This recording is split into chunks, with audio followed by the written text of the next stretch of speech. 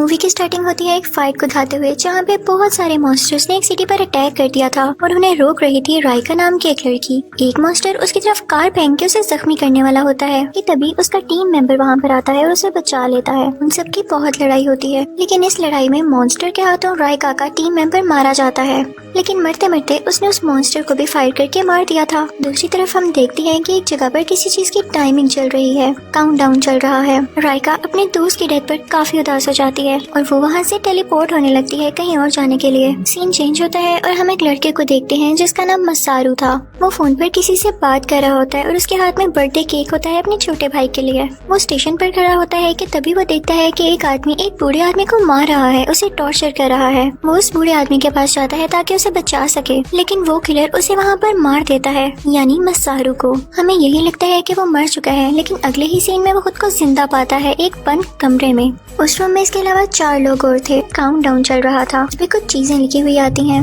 जो किसी किस्म की इंस्ट्रक्शंस थी। उसके जरिए इनको ये पता चलता है कि सब लोग मर चुके हैं और अभी इनकी गेम वाली लाइफ है। इन लोगों ने गेम में स्टेप इन कर लिया है। इनको बताया जाता है कि तुम लोगों को डिफरेंट टास्क दिए जाएंगे, जिसमें सबसे बड़ा टास्क मॉन्स्टर्स के लीडर को हराना था, जो कि बहुत ताकतवर था और उसको ढूंढना इतना आसान नहीं था। इस गेम को पूरा करने के लिए इनको सूट भी दिए जाते हैं। जब ये लोग वो ड्रेस पहन लेते हैं तो इनको कुछ वेपन्स दिए जाते हैं जो कि बहुत एडवांस थे और उस लीडर को मारने में बहुत काम आ सकते थे। दूसरे वाला आदमी कहता है कि मैं ये सूट नहीं पहनूंगा, मुझे यहाँ क्यों लाया गया है। तो यंग लड़का उसे शूट कर देता है कि अभी से इतनी प्रॉब्लम्स खड़ी कर रहा है तो बाद में जाके ये तो हमें खेलने ही नहीं देगा। वो गुस्से वाला लड़का तो मारा जाता है, लेकिन ये सब लोग ड्रेसअप होके और अपने अपने वेपन्स यानी हथियार लेके वहाँ से टेलीपोर्ट हो जाते हैं, यानी किसी और जगह चले जाते हैं। वो ऐसी जगह पर जाते हैं जहाँ पे मॉन्स्टर्स ने अटैक कर रखा था।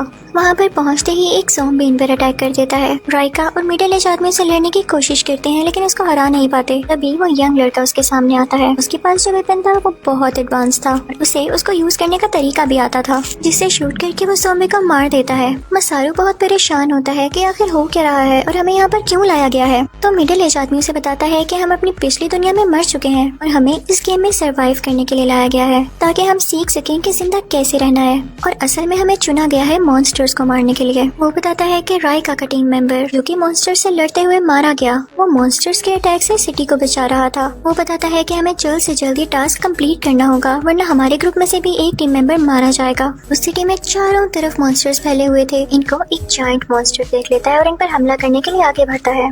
राइको और वो मिडिल एज आदमी उन पर अटैक करते हैं आगे से, लेकिन वो जायंट मॉन्स्टर इनको पकड़ लेता है। मसारू इनकी हेल्प के लिए आगे बढ़ता है, लेकिन उसे अपनी गन ठीक से चलानी नहीं आती। राइको जैसे तैसे करके उन दोनों को छुड़वा लेती है, यानी खुद को और उस मिडिल एज इंसान को। इसी दौरान उस जायंट मॉन्स्टर का सर मसारू पर गिर जाता है। ऐसे लगता है कि उसका कुछ नहीं बचा होगा, वो बिल्कुल क्रश हो गया होगा। लेकिन फिर इनके इतने एडवांस सूट का फायदा क्या, उसका सूट उसे बचा लेता है और उसे कुछ भी नहीं होता। तभी वहाँ पर दूसरा ग्रुप आ जाता है, दूसरी टीम आ जाती है। उनके ड्रेस, वेपन्स और मशीनरी के तो क्या ही कहने, इतनी एडवांस कि ना तो इनकी मशीनरी इतनी एडवांस थी और ना ही पूरी सिटी में किसी और की। वो एडवांस कार्स में यहाँ पर आए थे। जब वो राइका की टीम को देखते हैं तो हंसने लगते हैं उनकी हालत पर। ये ग्रुप भी मॉन्स्टर्स को हराने आया था। अगर ये मॉन्स्टर्स को हरा देता तो ये जीत जाता। तभी उन पर मॉन्स्टर्स का अटैक हो जाता है और ये लोग एक ही बार में उन्हें हरा देते हैं। वहाँ मसारू और इसकी टीम काफी परेशान हो रही होती है, क्योंकि वो काफी स्ट्रगल कर रहे थे मॉन्स्टर्स को हराने के लिए। लेकिन इसमें इनका भी तो कोई कसूर नहीं था, क्योंकि मशीनरी और वेपन्स दूसरी टीम से ज्यादा एडवांस नहीं थे। खैर दूसरी तरफ आकर वो ग्रुप उन मॉन्स्टर्स को हरा भी देता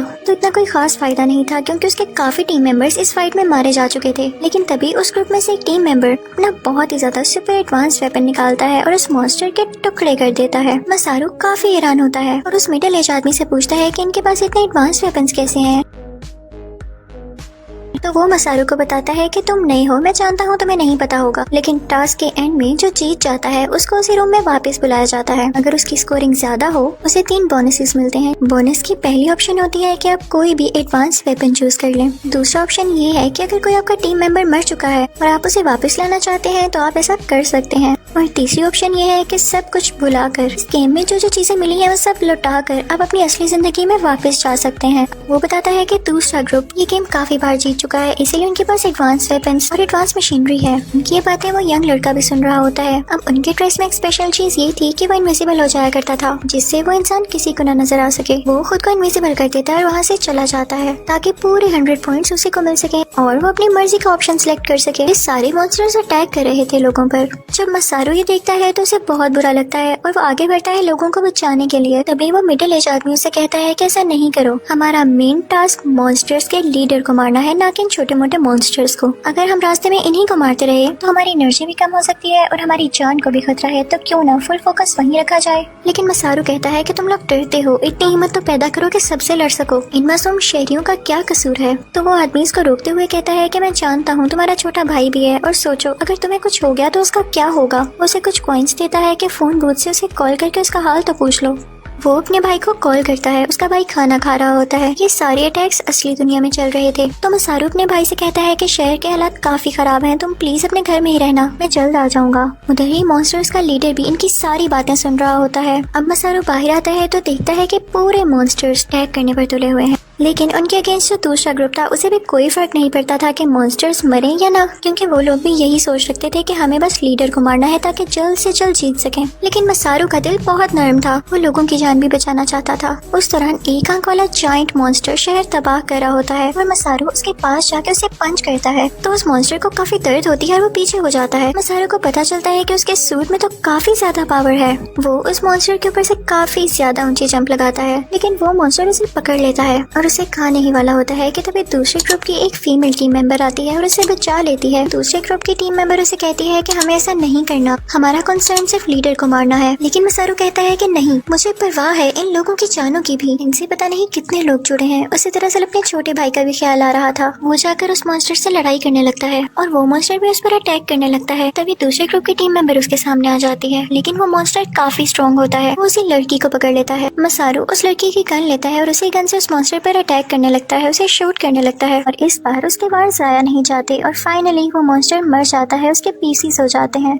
ये देखकर उस ग्रुप की टीम मेंबर काफी इम्प्रेस होती है। वो उसे कहती है कि तुमने अपनी जान रिस्क में डालकर मेरी जान क्यों बचाई। तो मसारू कहता है कि तुमने भी तो मेरी जान बचाई। वो दोनों एक दूसरे से कहते हैं कि हम इस गेम में जिंदा रहना चाहते हैं। पूछने पर मसारू बताता है कि मेरा एक छोटा भाई है और मेरे पेरेंट्स की डेथ हो चुकी थी, जिसकी वजह से मैं ही हूँ सिर्फ अपने छोटे भाई के पास। तो वो फीमेल टीम मेंबर बताती है कि मेरा भी छोटा सा बेटा है जो कि 10 साल का है और मेरा जिंदा रहना भी बहुत जरूरी है ताकि मैं असली दुनिया में उसके पास वापस जा सकूं।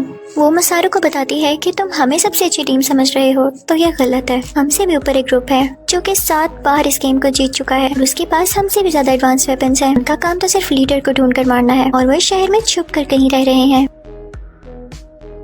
दूसरी तरफ हम देखते हैं कि पानी से 2 सिंगों वाला एक बहुत ही बड़ा मॉन्स्टर बाहर निकलता है और वो सिटी पर अटैक करने लगता है। उसी के जितना बड़ा एक जायंट आता है जो कि लोहे से बना था, यानी उसकी पूरी की पूरी बॉडी मेटल से बनी हुई थी। वो कोई और नहीं बल्कि वही ग्रुप था जो बाकी के 2 ग्रुप से भी ऊपर था। इन दोनों जायंट्स की आपस में लड़ाई होने लगती है। ये लड़ाई राइका और वो मिडिल एज आदमी भी देख रहे होते हैं। तभी वहाँ पर आर्मी आती है और इन पर अटैक करने लगती है। इसी दौरान एक और मॉन्स्टर भी आता है जिसे आर्मी शूट करने लगती है, लेकिन वो इतना बड़ा और स्ट्रॉन्ग था कि उसे कुछ भी नहीं हो रहा था। वो शैतान के जैसे देखने वाले मॉन्स्टर के 2 पर भी थे। मसारू उसे अपनी गन से शूट करके एक वेब बना देता है जिसके अंदर वो उसे बांध देता है, लेकिन इसका उस पर कोई असर नहीं होता। वो सारी रस्सियां तोड़ के आजाद हो जाता है और अब बढ़ा होता है मसारू की तरफ। दूसरे ग्रुप के मेंबर्स जो सेकंड नंबर पे थे, उनमें से 2 टीम मेंबर्स उस मॉन्स्टर को मारने के लिए आगे बढ़ते हैं। हर पॉसिबल कोशिश करने के बाद, उसको शूट करने के बाद, उससे फाइट करने के बाद भी उस मॉन्स्टर को कुछ नहीं होता। उनमें से एक टीम मेंबर को वो मॉन्स्टर पकड़ लेता है, लेकिन वो टीम मेंबर फिर भी नहीं रुकता और उस पर मुसलसल अटैक्स कर रहा होता है। अटैक्स की वजह से वो मॉन्स्टर आखिरकार मारा जाता है, लेकिन इस दौरान वो खुद भी इतना जख्मी हो चुका था कि वो भी सरवाइव नहीं कर पाता।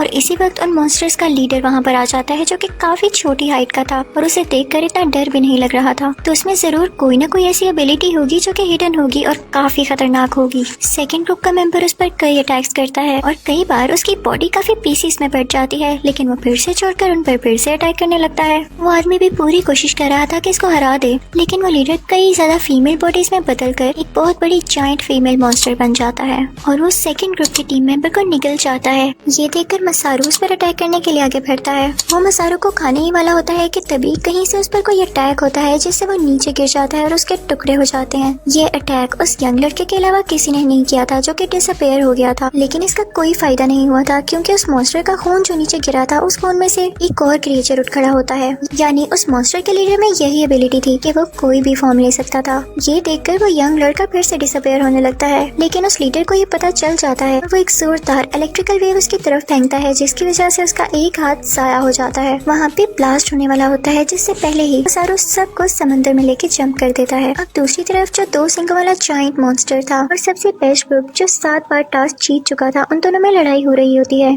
कि तभी वो ग्रुप एक छोटे साइज में बदलकर उस मॉन्स्टर के सर पर आ जाता है और उस पर ऐसी जगह अटैक करता है जिससे वो मॉन्स्टर मर जाता है। अब वो बेस्ट ग्रुप यहाँ पर आता है जहाँ पर इन मॉन्स्टर्स का लीडर था। वो अपनी गन से वेव्स निकालने लगता है, जिससे वो मॉन्स्टर लीडर पीसेस में बदल जाता है। लेकिन वो इतनी आसानी से मर कैसे सकता था?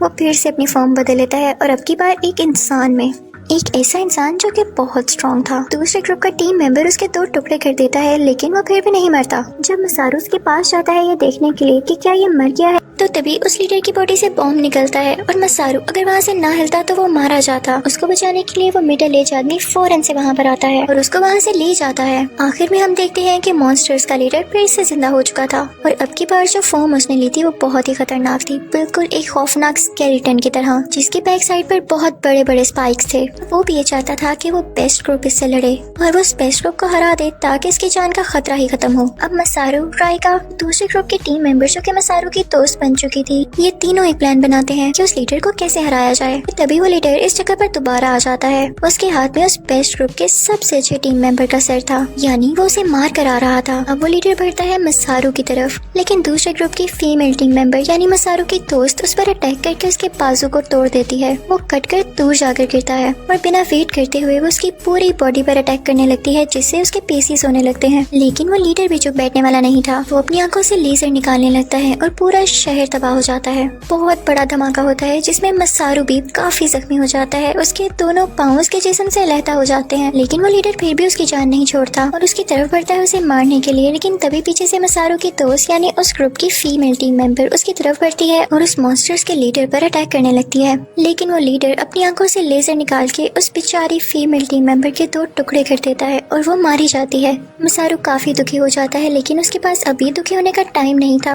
वो फौरन से उस फीमेल टीम मेंबर की गन उठाता है और उससे उस पर वार करने लगता है। वो उस मॉन्स्टर लीडर पर कई लेजर अटैक करता है, जिससे फाइनली वो काफी जख्मी हो जाता है और उसको रीजनरेट होने का मौका ही नहीं मिल रहा था और यहाँ पे फाइनली उसकी डेथ हो जाती है। अब इस गेम में सिर्फ 4 कैरेक्टर्स ही बाकी बचे थे, एक मसारू, एक राइका, एक मिडिल एज आदमी और एक वो यंग आदमी। वो लोग यहाँ से टेलीपोर्ट होकर उसी रूम में आ जाते हैं जहाँ से गेम स्टार्ट हुई थी। इस टास्क में मसारू को 100 पॉइंट्स मिलते हैं। वो चाहता तो अपने घर वापस जा सकता था, लेकिन वो ये ऑप्शन सेलेक्ट करता है कि वो अपनी दोस्त यानी उस फीमेल टीम मेंबर को जिंदा कर सके। अब वो फीमेल टीम मेंबर जिंदा होकर इनके पास आ जाती है और यहाँ पर हमें एक बहुत हैरत अंगेज बात पता चलती है कि मसारू ने ये गेम पहली बार नहीं खेली थी, बल्कि वो ये गेम खेलता रहता था और इनके ग्रुप का लीडर था। वो कहता है कि मैं हर बार अपने टीम मेंबर को रिवाइव किया करता था, लेकिन लास्ट टाइम जब मैं जीता तो मैंने ये ऑप्शन सेलेक्ट किया था कि मैं अपनी फैमिली के पास वापस चला जाऊँ, लेकिन उस दुनिया में जाते ही मैं दोबारा से मारा गया और मैं फिर से इस गेम में आ गया। और इसी के साथ ये मूवी खत्म हो जाती है। Thank you for watching.